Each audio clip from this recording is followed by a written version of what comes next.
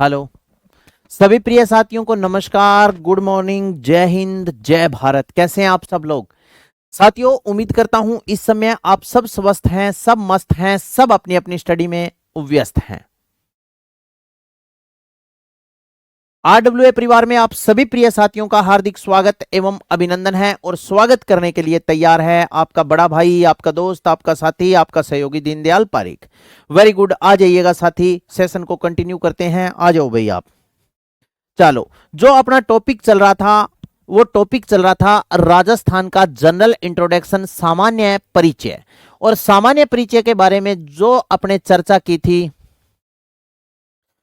सामान्य परिचय के बारे में जो जो बातें अपने की थी प्रिय साथियों, वो कल के सेशन में बात की थी राजस्थान में सूर्य की स्थिति के बारे में। कि राजस्थान में सूर्य की स्थिति,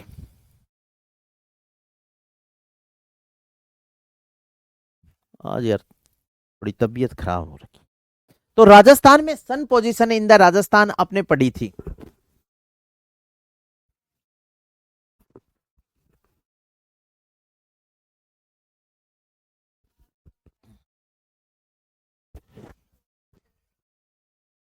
तो सन पोजीशन, हाँ, एमसीक्यू की क्लास है मेरी, अभी 11 बजे क्लास है ना, 11 बजे 12 बजे आपसे मुलाकात फिर करूंगा। यूट्यूब पर आ जाना जिसको एमसीक्यू पढ़ना है।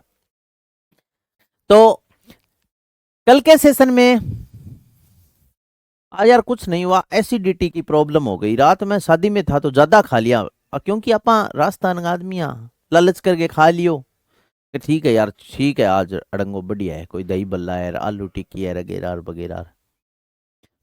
फिर तेजाब तेजाब एसिडिटी की प्रॉब्लम हो गई, टेबलेट लेनी पड़ी। बताओ, आप वो कौन सोचा भी शरीर आपनो है, आप सोचा यार खा लिया। तो फिर देखो सुनो, मैंने आपको राष्ट्रीय समय की गणना के बारे में पढ़ाया था कि राष्ट्रीय समय की गणना कैसे की जाती है। ये देखो सुनो, राष्ट्रीय समय की गणना कहां से की जाती है, यहां तक का मैटर कल के सेशन में अपने पढ़ लिया था। ये देखो, ये अपने छोड़ा था कि राष्ट्रीय समय की गणना, भारत का जो मानक समय है वो 82 डिग्री 30 मिनट या 82.5 डिग्री पूर्वी देशांतर से लिया गया है। भारत की समय मानक रेखा इलाहाबाद उत्तर प्रदेश के नैनी नामक स्थान से होकर गुजरती है, इसलिए इसे नैनी रेखा भी कहते हैं। नेक्स्ट आ गया हो, याद रखना, नैनी रेखा भारत के 5 राज्यों से होकर गुजरती है। वो 5 राज्य यूपी, एमपी, छत्तीसगढ़, ओडिशा और आंध्र प्रदेश है। हाँ, इसके बाद में देखो सुनो, एक बात और याद रखना, कर्क रेखा और नैनी रेखा एक दूसरे को प्रतिच्छेद करती है, यानी एक दूसरे को आपस में छत्तीसगढ़ के सरगुजा में क्या करती है, काटती है। यहां तक की बातें आपने पढ़ी थी।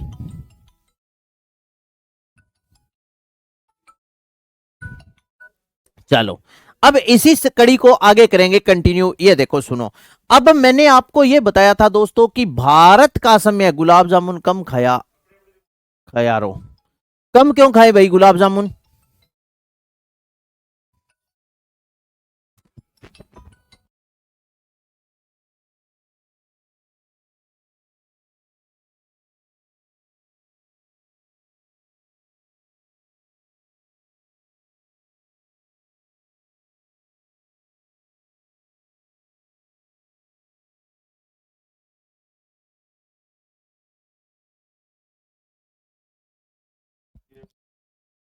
तो यहां देखो सुनो, भारत पूर्वी देशांतरों में स्थित होने के कारण भारत का समय अंतरराष्ट्रीय समय से 5/1/2 या 5 घंटे 30 मिनट आगे है। कैसे 5 घंटे 30 मिनट आगे है, ये मैंने एक्सप्लेन भी किया था कि जैसे जैसे ग्रीनविच से पूर्व की तरफ जाएंगे समय बढ़ता जाएगा और पश्चिम की तरफ जाएंगे तो क्या होता जाएगा, समय घटता जाएगा। ठीक है ना, यही बात की थी। ग्रीनविच से पूर्व की तरफ समय बढ़ता है, ग्रीनविच से पूर्व की तरफ समय बढ़ता है, जबकि पश्चिम की तरफ समय घटता है। सर है? सही है। फिर देखो सुनो, ये मैंने ग्रीनविच से बताया है, राजस्थान के संदर्भ में नहीं बताया है, ये बात भी आप ध्यान रखना। अब मैं आगे बताऊंगा, अंतरराष्ट्रीय समय और राष्ट्रीय समय की गणना हो गई। अब अपने बात करेंगे राजस्थान में सूर्य की स्थिति, यानी सन पोजीशन इन द राजस्थान। तो आज की जो हेडिंग है वो है राजस्थान में, क्या है, राजस्थान में सूर्य की स्थिति, सूर्य की स्थिति। चलो भाई, स्थिति। राजस्थान में सूर्य की स्थिति का क्या करेंगे? अध्ययन करेंगे। भी राजस्थान में सूर्य की क्या स्थिति है ये देखते जाइएगा। अब आप सन पोजीशन इन द राजस्थान, यानी राजस्थान में सूर्य की स्थिति। प्रिय विद्यार्थियों, ये अधीनस्थ सेवा चयन बोर्ड आपका पेपर लेगा, बताओ हाँ या ना। ये प्रश्न अधीनस्थ सेवा चयन बोर्ड ने ही पूछा था। अधीनस्थ सेवा चयन बोर्ड का एक पेपर हुआ था, वो पेपर था साथियों पशुधन सहायक का। उस पेपर में प्रश्न पूछा कि राज्य में कौन सी दिशा से कौन सी दिशा की तरफ चलने पर, यानी किस दिशा की तरफ चलने पर आदमी की परछाई बढ़ती है राज्य में। हाँ हाँ, एलडीसी के लिए पीवाईक्यू करवाएंगे, लेकिन एलडीसी के लिए जो पीवाईक्यू है वो मई में स्टार्ट करेंगे। जैसे 15 मई के आसपास जैसे ही बैच कंप्लीट होगा उसके बाद में मई के बाद में महीना 1.5 महीना पीवाईक्यू आपको करवाएंगे, ताकि आप पेपर में, हाँ महीने 1.5 महीने का मतलब है अगर 40 पीवाईक्यू के सेट करवा दिए तो पूरा सिलेबस 2 बार कंप्लीट हो जाएगा, आपका रिवीजन हो जाएगा। ठीक है ना, करेंगे पीवाईक्यू सभी की करवाएंगे, ऐसी बात नहीं है। तो प्रश्न यह था कि राज्य में किस दिशा की तरफ चलने पर आदमी की परछाई बढ़ती है, छाया बड़ी होती जाती है। किस दिशा की तरफ चलने पर आदमी की परछाई बढ़ती है? ऑप्शन इस प्रकार था, देखो सुनो। उत्तर से दक्षिण, उत्तर से दक्षिण। बी था दक्षिण से उत्तर। सी था साथियों पूर्व से पश्चिम। और डी था पश्चिम से पूर्व। बताओ ए बी सी डी में आप बताओ राज्य में किस दिशा की तरफ चलने पर आदमी की परछाई बढ़ती है? ए बी सी डी क्या उत्तर है आपका, बताओ। यह प्रश्न पेपर में पूछा गया प्रश्न है, जल्दी से आप उत्तर दो।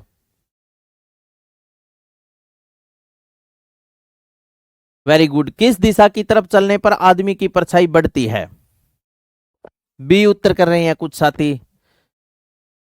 मॉक टेस्ट दे दिया करो सर, वो भी हो जाएगा, सारा ही हो जाएगा। एक बार कुछ पढ़ो तो सही, पहला ही थे डिमांडा रखने लग गया बोली।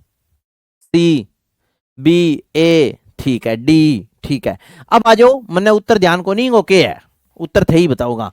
साथियों मैंने आपको क्या बताया, राजस्थान में सूर्य की स्थिति। इसमें अपने 2-4 बातें लिखेंगे, फिर आपको समझ आ जाएगी सारी बात। राजस्थान का देखो सुनो साथियों, राजस्थान का देशांतरीय विस्तार लिखना आप। राजस्थान का देशांतरीय विस्तार, देशांतरीय, राजस्थान का देशांतरीय विस्तार, राजस्थान का देशांतरीय विस्तार 8 डिग्री 47 मिनट है। वह 8 डिग्री 47 मिनट है तथा 2 देशांतरों के मध्य, तथा 2 देशांतरों के, 2 देशांतरों के, तथा 2 देशांतरों के मध्य, 2 देशांतरों के मध्य सूर्य समय में, सूर्य समय में, सूर्य समय में 2 देशांतरों के मध्य सूर्य समय में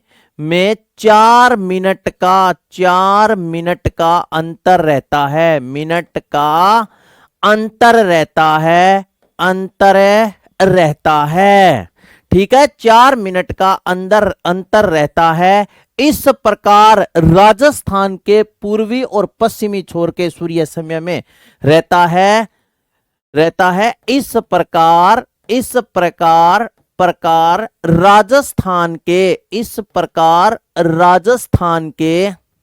राजस्थान के पूर्वी व पश्चिमी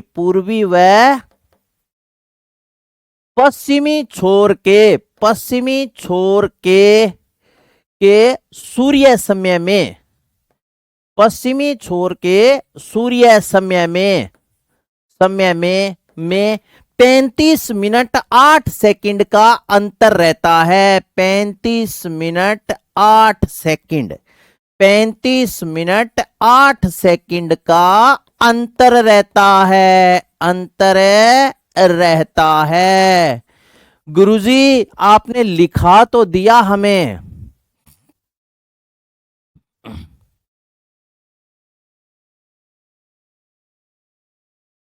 समझ गए ना, आपने लिखा तो दिया हमें, लेकिन मजा नहीं आया। आप हमें एक्सप्लेन करके बताएं ये। तो प्रिय विद्यार्थियों इसको कैसे एक्सप्लेन करेंगे? हाँ, तो यहां पर देखो मैंने सुना, ध्यान दें, इस तरफ ध्यान देना, ध्यान दें साथियों। जैसे मैप भी मैं लेता हूं, राजस्थान का बिल्कुल एग्जैक्ट जो देशांतरीय विस्तार है वो कितना है, और वैसे अपने राउंड फिगर में बात करें तो राजस्थान लगभग 9 देशांतरों के मध्य क्या है, स्थित है। बताएं हाँ या ना। मैप पर देखना, राजस्थान लगभग कितने देशांतरों के मध्य है, 9 देशांतरों के मध्य। जैसे ये मैप रहा, 69 डिग्री 30 मिनट से तो राजस्थान स्टार्ट हुआ और 78 डिग्री 17 मिनट पर समाप्त हो गया। अब इसके बाद में देखो 70, 71, 72, 73, 74, 75, 76, 77 और 78। 1, 2, 3, 4, 5, 6, 7, 8 और 9। लगभग राजस्थान कितने देशांतरों के मध्य है, 9, और 2 देशांतरों के मध्य है। अरे बता तो दियो अक्षांशीय और देशांतरीय विस्तार में अंतर, और कैसे बताऊं रोकी, रोकी भाई, एग्जामिनर का दिमाग सटका हुआ है, क्या बात कर रहे हो। और कैसे बताऊं, बताओ अक्षांशीय और देशांतरीय विस्तार में अंतर। अब तेरे को कुछ अंतर आता है तो तू मेरे को बता दे, मैं सभी को बता दूं। मेरे हिसाब से तो मैंने कुछ छोड़ा नहीं है। 8 डिग्री 47 मिनट राजस्थान का देशांतरीय विस्तार है, 7 डिग्री 9 मिनट अक्षांशीय विस्तार है। बताओ। एक बात बताऊं बेटा जी, आप कंपटीशन की तैयारी कर रहे हो, छठी क्लास का टाबर तीसरी क्लास का टाबर को नहीं। जैसे मेरे बहुत से दोस्त ऐसे हैं जो स्कूल में पढ़ाते हैं, वो बोलते हैं कि तीसरी क्लास वाला जो बच्चा होता है ना, उसको अपने बोल देते हैं ना प्रश्न, जैसे तीसरा बोल दिया तो वो उत्तर पहले का बोलेगा, फिर वो बोलता है सर एक बार आप रुको, फिर वही प्रश्न बोलता है वही उत्तर बोलता है। तो यार तू थोड़ा सा दिमाग लगा ले यार। कंपटीशन की बात, कंपटीशन को पेपर देने में नहीं रोकी, इसी बात करे कर ना, यहाँ कुछ सीक्रेट रखे कर ताकि तन्ने आवे लोग ना आवे। कंपटीशन का मतलब क्या है, अपने पड़ोसी को,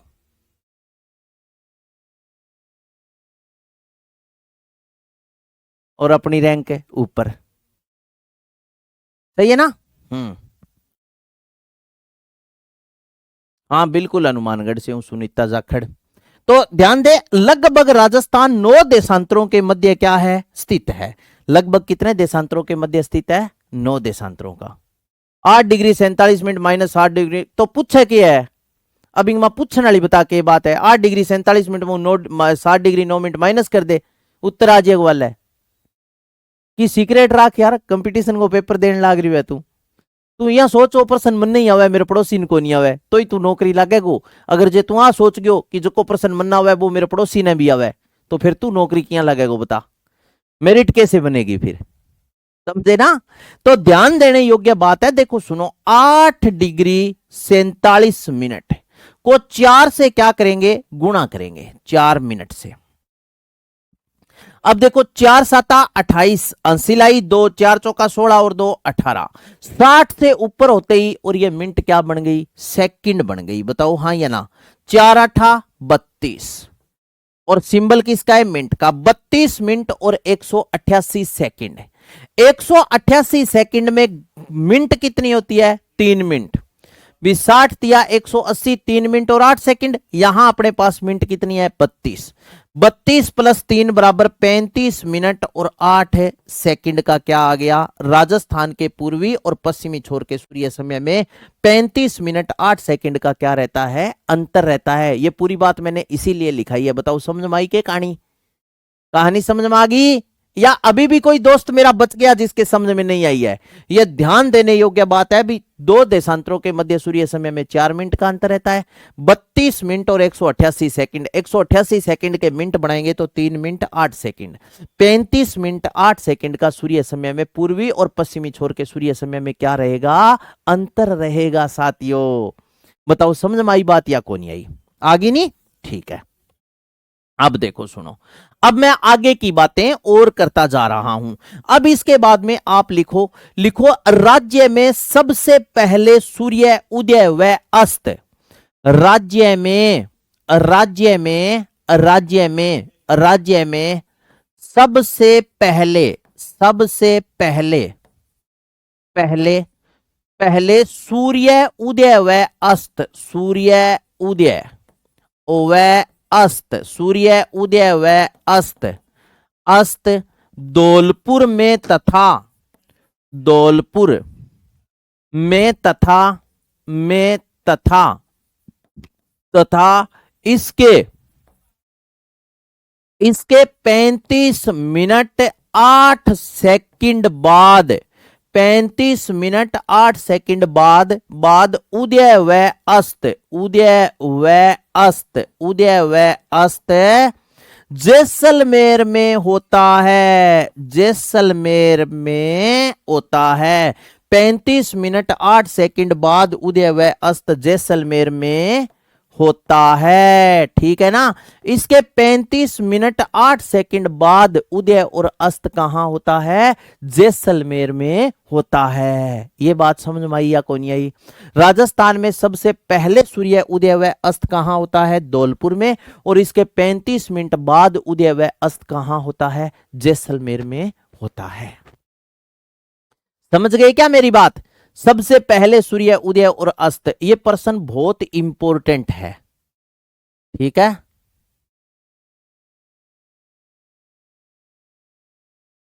अब आगे आ जाओ। अब एक थे क्वेश्चन करो, मैं एक क्वेश्चन लिखने लग रही हूं, वो क्वेश्चन आप करोगे प्रिय साथियों, सभी साथी क्वेश्चन करेंगे।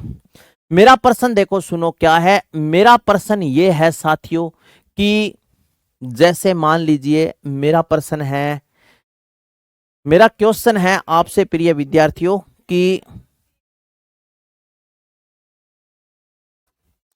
जैसे मान लिए मैंने क्वेश्चन दिया, लिखो आप, लिख लो आप करौली, ऐसे लिखो करौली, करौली 77 डिग्री देशांतर पर स्थित है। ऐसा प्रश्न पेपर में मिलेगा, मिलेगा, मिलेगा। रॉकी भाई ऐसे प्रश्न होते हैं जो आपको पढ़ाने वाले होते हैं, ठीक है ना। हाँ, समझ में आ गई कहानी। तो अब देखो, करौली 77 डिग्री देशांतर पर स्थित है, पर स्थित है, स्थित है, जबकि करौली 77 डिग्री देशांतर पर स्थित है, जबकि, जबकि जोधपुर 73 डिग्री देशांतर पर, जोधपुर 73 डिग्री देशांतर पर, देशांतर पर, 73 डिग्री देशांतर पर। नेक्स्ट आ जाओ देशांतर पर। करौली में यही प्रश्न है, करौली में, करौली में प्रातः काल के, प्रातः काल के 6:20, 6:20 पर, मिनट पर दिखाई देने वाला सूर्य, दिखाई देने वाला, देने वाला सूर्य, दिखाई देने वाला सूर्य 6:20 पर दिखाई देने वाला सूर्य, सूर्य जोधपुर में किस समय दिखाई देगा, जोधपुर में किस समय दिखाई देगा, किस समय दिखाई देगा, जोधपुर में किस समय दिखाई देगा। अब बताओ, और ये है क्वेश्चन मार्क। अब इसका उत्तर आप मुझे बताएंगे। तो ये तो मेरा प्रश्न था, और दोस्तों अब इसका अपने सर्च करेंगे उत्तर। लेकिन आप उत्तर कैसे निकालोगे, थोड़ा सा ये भी ध्यान रखना, एक रफली डायग्राम बना लेना, ठीक है ना। मैं रफ्तार बढ़ाऊंगा, लेकिन राजस्थान के परिचय और भौतिक भाग में रफ्तार नहीं बढ़ाऊंगा दोस्तों, क्योंकि मैं आपको फेल कराने पर नहीं तुला, मैं आपके सिलेक्शन कराने पर तुला हूं। मेरा 2 टॉपिक कंप्लीट हो जाएगा ना, राजस्थान का परिचय और भौतिक भाग, फिर रफ्तार आपको ऑटोमेटिक देखने को मिलेगी, बढ़ गई। क्योंकि ये दोनों टॉपिक ऐसे हैं, सामान्य परिचय और भौतिक भाग अगर आपने अच्छे से पढ़ लिया तो राजस्थान का 40% भूगोल आपके क्लियर हो गया साथियों। बताओ जल्दी से। हाँ चलो,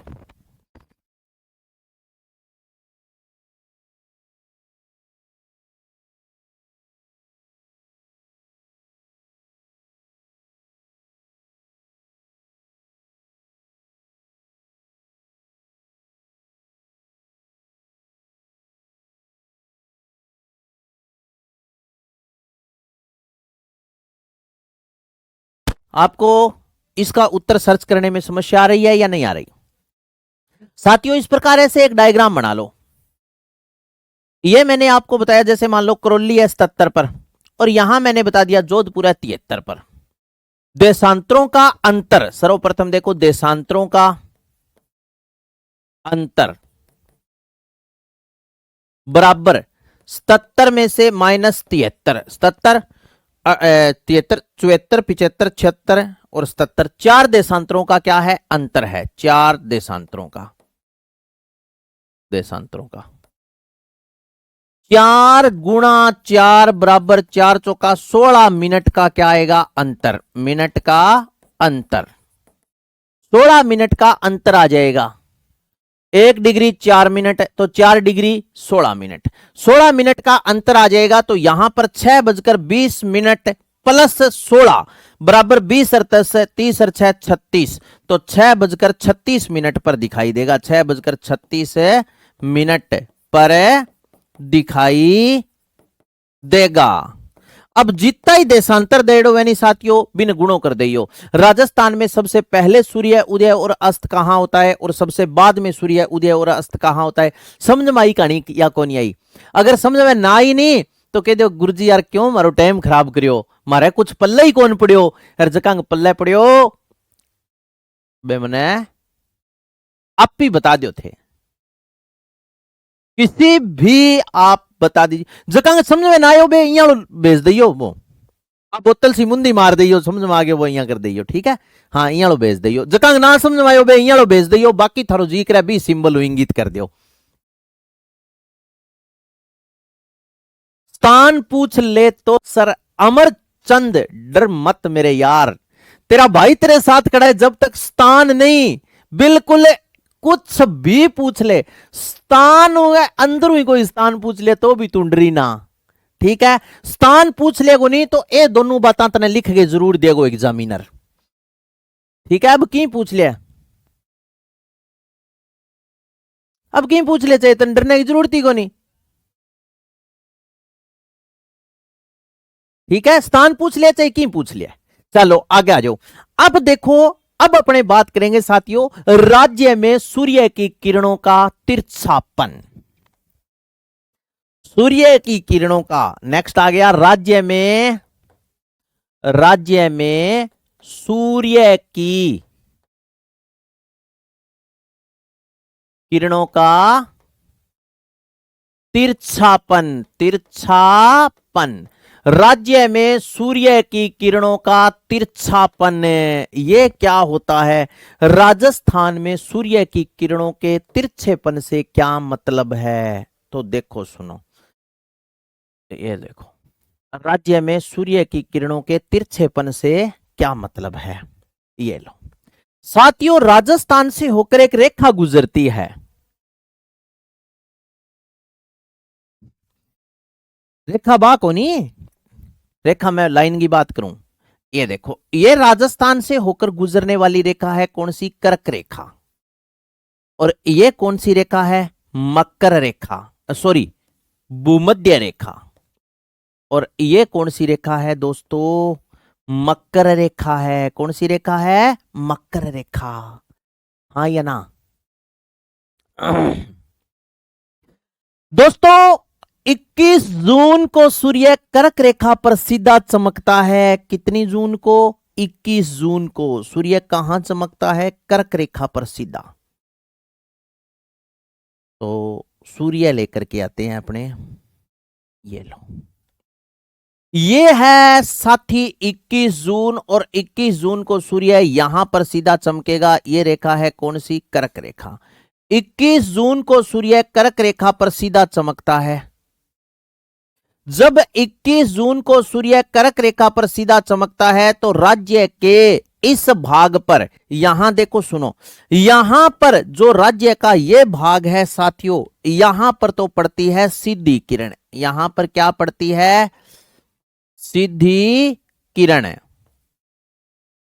और ये जो राजस्थान का उत्तरी भाग है यहां पर पड़ती है तिरछी किरण। बताओ समझ गए क्या? जब सूर्य 21 जून को कर्क रेखा पर सीधा चमकता है, जब राज्य के दक्षिणी भाग डूंगरपुर और बांसवाड़ा पर सूर्य की किरणें सीधी पड़ती है, जबकि उत्तरी भाग श्री गंगानगर पर क्या पड़ती है? तिरछी पड़ती है। क्या पड़ती है? तिरछी। लिखो एक बार आ बात, यहीं थे छपो, फिर मैं आगे की और बातें था ने बताऊं, मजेदार बातें।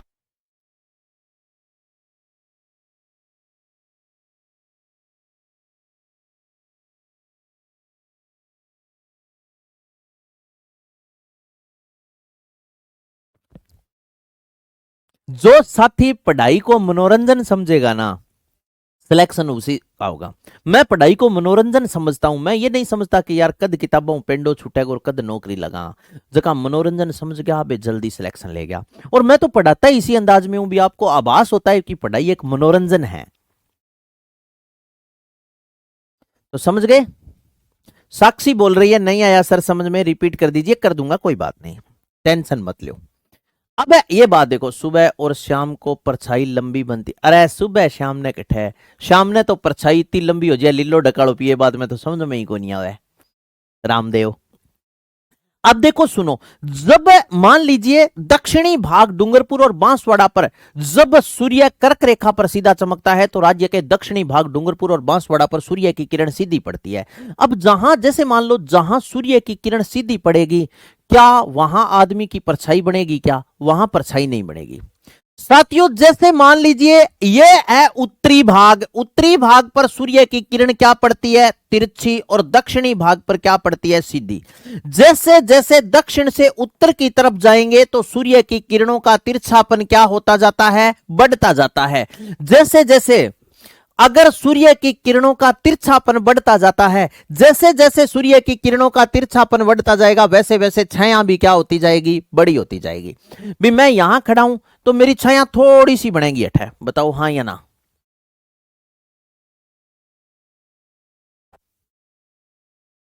समझ गए? अब जैसे मान लीजिए यहां इतनी छाया बनी, मैं राजसमंद में आ गया तो मेरी छाया थोड़ी सी और बड़ी हो जाएगी।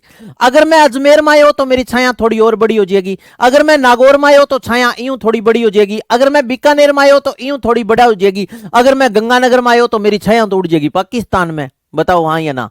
तो जैसे जैसे साथियों दक्षिण दिशा से उत्तर दिशा की तरफ बढ़ते हैं, आदमी की परछाई का तिरछापन बढ़ता जाता है। समझ गए मेरी बात? अब मैं यही बात है लिख रहा हूं। तो ये देखो सुनो, राज्य के यहां लिख रहा हूं, देखो सुनो, राज्य के दक्षिणी भाग में, दक्षिणी भाग में सूर्य की किरणें राज्य के दक्षिणी भाग में क्या होता है साथियों? सूर्य की किरणें, हां सूर्य की किरणें सीधी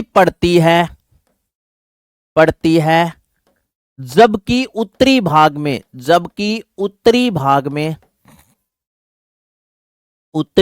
में, में तिरछी पड़ती है। राज्य के दक्षिणी भाग में सूर्य की किरणें सीधी पड़ती है और जबकि उत्तरी भाग में क्या पड़ती है? तिरछी पड़ती है। यानी दक्षिण से उत्तर की तरफ सूर्य की किरणों का तिरछापन बढ़ता जाता है। ठीक है, तो याद रखना, राज्य में दक्षिण दिशा से उत्तर दिशा की तरफ, राज्य में दक्षिण दिशा से उत्तर दिशा की तरफ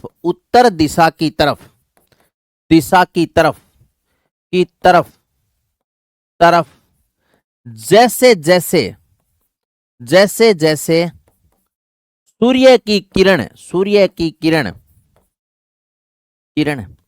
तिरछी होती जाती है, वैसे ही परछाई, आदमी की परछाई भी बढ़ती जाती है। ठीक है ना? हाँ, बढ़ती जाती है। अब याद रखना दोस्तों, जून के महीने में नो शेडो जोन, राजस्थान में आपसे पूछ ले नो शेडो जोन, शेडो वो ना समझ लियो थे सर्दी वालो, मैं शेडो की बात करता हूं। शेडो मतलब परछाई। एक बार पेपर में प्रश्न पूछा गया कि परछाई, राज्य में 9 शेडो जोन, जून के महीने में 9 शेडो जोन स्थित है। तो दक्षिणी भाग, जिलों का नाम याद रखना, डूंगरपुर, बांसवाड़ा। 9 शेडो जोन का मतलब है जहां परछाई नहीं बनती, उसे बोलते हैं।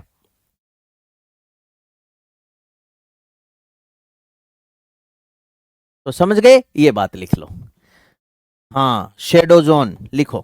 राज्य में जून के महीने में 9 शेडो जोन, राज्य में जून के महीने में, जून के महीने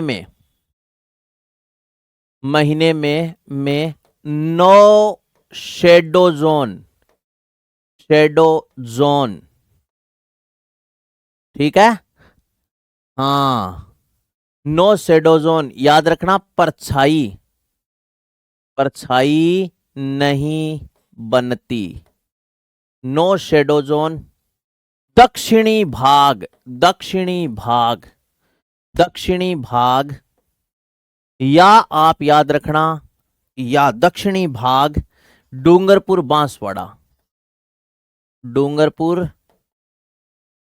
बांसवाड़ा। 9 शेडो जोन दक्षिणी भाग डूंगरपुर, बांसवाड़ा में होता है, ठीक है ना। परछाई नहीं बनती, समझ गए, ये है। थेकड़ी शेडो वो सर्दी वालों समझ जाओ, वो को नहीं, शेडो मतलब छाया की बात कर रहे हैं यहां, परछाया नहीं बनती। बताओ यहां तक सारी बातें आपके क्लियर हुई या नहीं हुई? हो गई क्या? कोई मेरा दोस्त ऐसा तो नहीं बचा यहां तक आपके सारी बातें समझ में नहीं आई हो?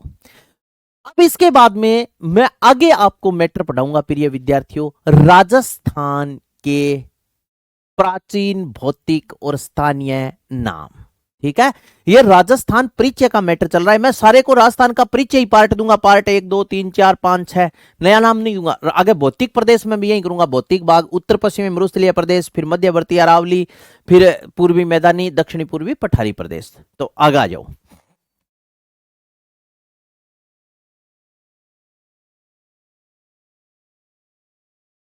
आगे बताऊंगा। किरना सबसे ज्यादा गर्म जिला राजस्थान का चूरू होता है, वो कैसे होता है? आगे जलवायु में चालो थे, एक अठई ना पूछो, ठीक है नहीं। यहां अगर मैं आपको ऐसे बताना शुरू कर दूंगा भी, जैसे जैसे आपके दिमाग में आया, सर आपको कितने साल का एक्सपीरियंस है, आ बात ना पूछ यार साथी।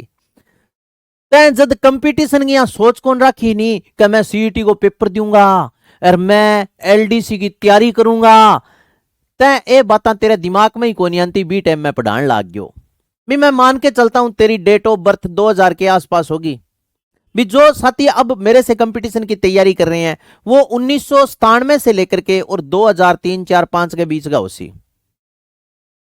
यही है लगभग डेट ऑफ बर्थ आपकी। और मैंने, अब स्वाभाविक सी बात है कि 1900, हाँ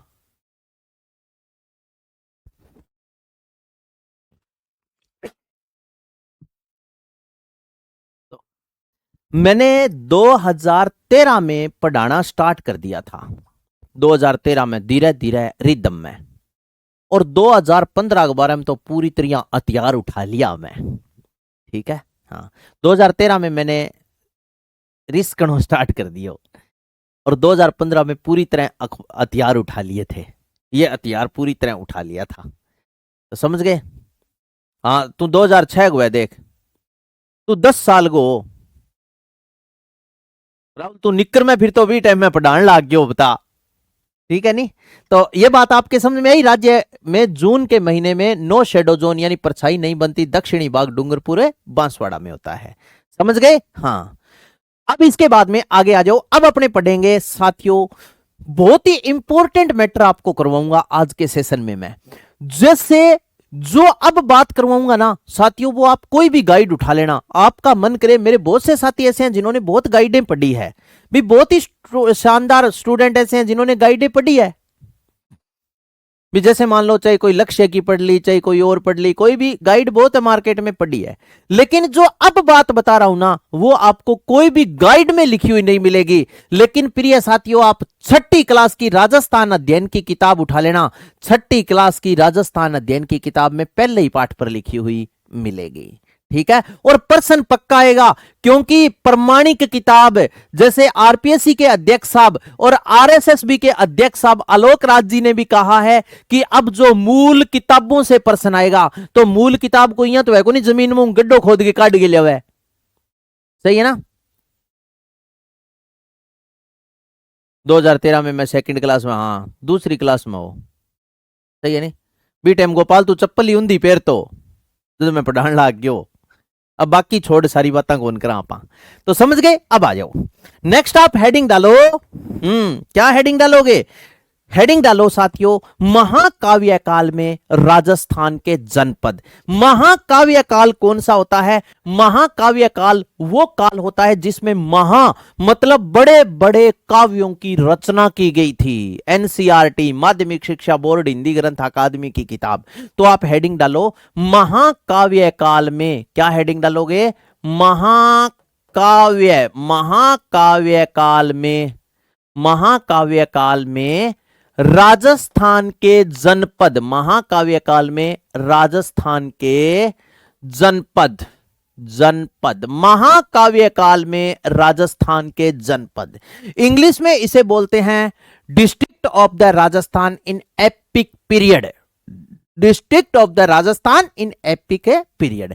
जैसे आपने भारत में पढ़ा है, भारत के भूगोल में आपने पढ़ लिया होगा कि भारत 16 महाजनपदों में विभाजित था, या भारत में 16 जनपद थे, ऐसा आपने पढ़ा ना। लेकिन राजस्थान के संदर्भ में आपने नहीं पढ़ा।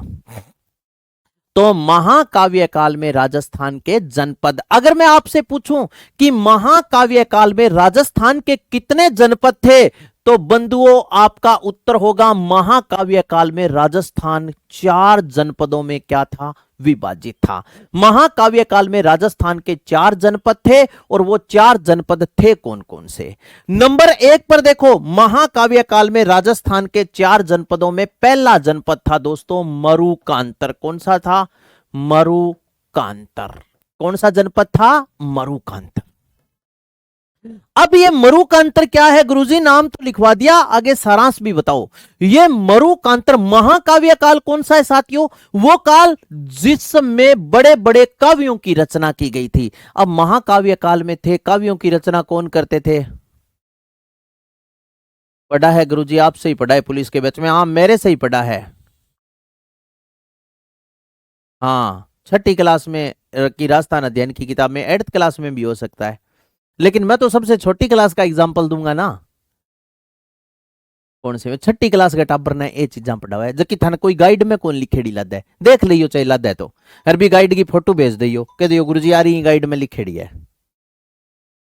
ठीक है, तो मैंने आपको बताया महाकाव्य काल में राजस्थान के 4 जनपद थे। मरुकांतर, मरुकांतर महाकाव्य काल जिसमें महा बड़े बड़े काव्यों की रचना, काव्यों की रचना करे कौन है? आर्य करते थे। आर्य क्या करते थे? वेदों का अध्ययन करते थे, और वैदिक ग्रंथों की, काव्यों की, ग्रंथों की रचना करते थे। बताओ हाँ या ना? तो ये जो मरुकांतर था ना, ये दोस्तों आर्यों का पहला जनतंत्र था। अपन तो था ध्यान है, काव्यांगी तो रचना को नहीं, कुछ गम में, कुछ खुशी में, कुछ गम में शायरियां तो लिख दिया। हाँ या ना? कई तो बहुत तकड़ा शायराना हुआ, गम में लिखा है, कोई खुशी में लिखा है, सही है ना। मैं तेरे लिए चांद तोड़ दूंगा, मैं तेरे लिए तारे तोड़ दूंगा, मैं ये तोड़ दूंगा, टूटे को नहीं बोरिया। हाँ या ना? तो मरुकांतर महाकाव्य काल में राजस्थान के 4 जनपद थे। पहला मैंने आपको बताया मरुकांतर। इसमें देखो सुनो साथियों, ये क्या था इसमें याद रखना साथियों, ये आर्यों का पहला जनतंत्र था। आर्यों का पहला, ये आर्यों का पहला जनतंत्र था। जनतंत्र था, ये आर्यों का पहला जनतंत्र था। और इसमें क्षेत्र अगर आपसे पूछ ले तो इसमें याद रखना क्षेत्र दोस्तों, इसमें कौन सा था क्षेत्र? इसमें याद रखना पश्चिमी राजस्थान, पश्चिमी राजस्थान। लेकिन पश्चिमी राजस्थान से आपका भाई संतुष्ट नहीं होता।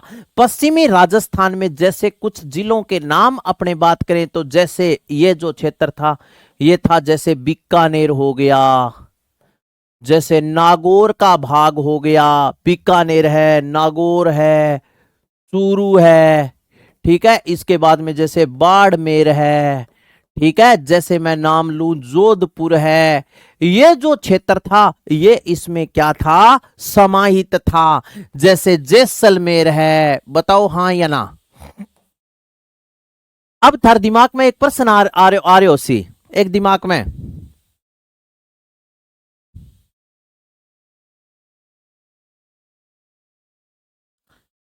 समझ गए।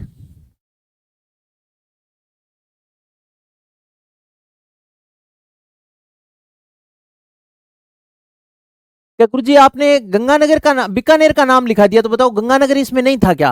अरे मित्रों, थोड़ा सा दिमाग स्वतंत्र करो, क्योंकि बीकानेर से अलग होकर गंगानगर जिला बना था, गंगानगर से अलग होकर हनुमानगढ़ जिला बना है। बताओ हाँ या ना। अब अगर जोधपुर में शामिल है तो बताओ फड़ौदी को नहीं हो सी के, भी फड़ौदी तो अब काल परसों जिलो बनियो है। अब बाड़मेर इसमें शामिल है तो बालोतरा को नहीं हो सी के, बाड़मेर इसमें शामिल है तो ये जालोर इसी में शामिल होगा। तो पश्चिमी राजस्थान और जिलों के मैंने नाम लिखा है। ये आर्यों का पहला जनतंत्र था। अब साथियों देखो सुनो, मान लीजिए भी हम दो भाई हैं, आप भी बहुत से ऐसे हैं जो दो भाई है, आपके पापा ऐसे हैं जो दो भाई है, आपके दादा ऐसे हैं जो चार भाई भी है, छह भी है, आठ भी है, हाँ या ना। तो आपने एक चीज नोट की होगी, हाँ थारो बालोतरा भी शामिल है। जैसे मान लीजिए ये, अब जैसे मेरे पापा दो भाई है, मेरे दादाजी दो भाई थे, ठीक है, सभी के ऐसे ही है, परिवार सभी का है। लेकिन आपने एक चीज नोट की है कि जैसे मान लीजिए जो दो भाई होते हैं वो अलग अलग होते हैं ना, तो जो अपने पिताजी की पैतृक संपत्ति होती है उसमें ही हक लेते हैं, हाँ या ना। तो क्या थे दोस्तों कि ये जो मरुकांतर आर्यों का पहला जनतंत्र था, इसमें क्या थे कि कुछ लोग ऐसे थे, इन्हीं मरुकांतर से अलग होकर उन्होंने अपना एक स्वतंत्र क्षेत्र बना लिया। हाँ चूरू है, चूरू लिखियो है नहीं नाम। तो ये क्या था कि जैसे मान लो अपने जो अपने पिताजी की पैतृक संपत्ति होती है अलग अलग होते हैं, जितने भाई होते हैं या वो थे अलग हुए, तो अपने जो दादाजी का, जैसे मान लो एक प्लॉट है उसमें से पांति की है, दो भाई है तो वो आधा आधा कर लेंगे प्लॉट। मान लो 100 बाई 100 का है तो 50 बाई 50 का हो जाएगा, हाँ या ना। तो इसी प्रकार मरुकांतर से अलग होकर कुछ आर्यों ने इसी क्षेत्र को में एक अपना अलग क्षेत्र बना लिया, उसे नाम दे दिया जांगल प्रदेश। क्या नाम दे दिया, जांगल प्रदेश। समझ गए, पहला जनपद मरुकांतर बताया मैंने। अब मैं दूसरा बता रहा हूं, 2 नंबर पर आप याद रखना जांगल जनपद। क्या याद रखोगे, जांगल जनपद, जांगल जनपद। साथियों याद रखना, मरुकांतर से मरुकांतर से मरुकांतर से अलग होकर, अलग होकर, मरुकांतर से अलग होकर कुछ आर्यों ने अपना अलग क्षेत्र बना लिया, अपना अलग अलग क्षेत्र बना लिया, क्षेत्र बना लिया, अपना अलग क्षेत्र बना लिया। और वो कौन सा बनाया, जांगल। याद रखना साथियों, ये जो जांगल है इसमें कौन कौन से जिले आते हैं, तो बीकानेर, जोधपुर और नागौर। याद रखना बीकानेर, बीकानेर के बाद में इसमें आ जाएगा जोधपुर, और जोधपुर के बाद में इसमें आ जाएगा नागौर। बीकानेर, जोधपुर और नागौर का क्षेत्र इसमें क्या था, शामिल था। याद रखना साथियों, जांगल जनपद, इसकी राजधानी कौन सी थी, पेपर में सीधा पूछा जाता है। जांगल जनपद की राजधानी लिखो अहिछत्रपुर। और अहिछत्रपुर कहां है, अहिछत्रपुर, इसकी राजधानी बनाई इन्होंने अहिछत्रपुर, और अहिछत्रपुर पड़ता है नागौर। आपने महाभारत काल का नाम सुना है साथियों, महाभारत कालीन 2 पात्र बलराम और कृष्ण का भी नाम सुना है।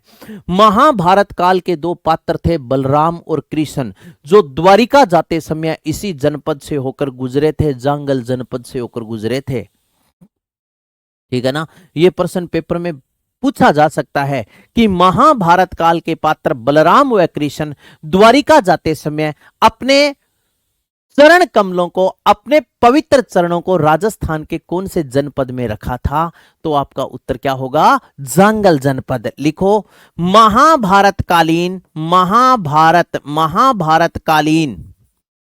कालीन बलराम व कृष्ण, बलराम व कृष्ण, बलराम व कृष्ण, कृष्ण द्वारिका जाते समय, द्वारिका, द्वारिका गुजरात में पड़ता है ना, द्वारिका जाते समय, जाते समय, समय इसी जनपद से, इसी जनपद, जनपद से होकर गुजरे थे, गुजरे थे। महाभारत कालीन पात्र बलराम व कृष्ण द्वारिका जाते समय इसी जनपद से होकर गुजरे थे। कौन से जनपद से होकर गुजरे थे अगर आपसे पूछ ले तो ये जो जनपद है इसका नाम क्या है, जंगल जनपद से होकर गुजरे थे। इसके बाद में नंबर 3 पर आप लिखो मत्स्य जनपद। कौन सा जनपद है, मत्स्य जनपद, मत्स्य जनपद। हाँ, मत्स्य जनपद की विशेषता सुनो, बहुत इंपॉर्टेंट है। ये जो मत्स्य जनपद है दोस्तों, इसका उल्लेख ऋग्वेद में मिलता है। कहां मिलता है, ऋग्वेद में। मत्स्य जनपद, इसका उल्लेख ऋग्वेद में मिलता है।